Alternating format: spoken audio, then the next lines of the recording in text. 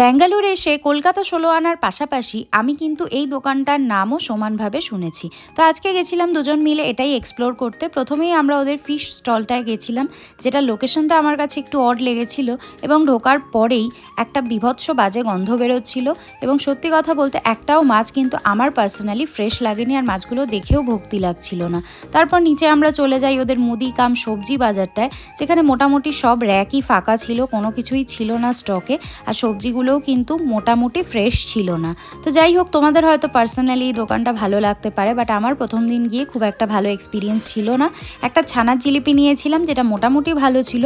অগত্যা আমরা ফিরে এলাম কলকাতা ১৬ আনাতেই। আচ্ছা, তোমরা অনেকেই ভাবতে পারো যে ব্যাঙ্গালোরে বসে আমরা হয়তো ফ্রেশ মাছ পাই না, কিন্তু বিশ্বাস করো এই দোকানটায় এলে তোমাদের কিন্তু এই ভুল ধারণাটা দূর হয়ে যাবে। সত্যি কথা বলতে এই দোকানের মাছ বলো, সবজি বলো, সবটাই আমার ভীষণভাবে পছন্দ। তো চলো, দেখা হচ্ছে সবার সাথে নেক্সট ব্লগে। সবাই ভালো থেকো, সুস্থ থেকো।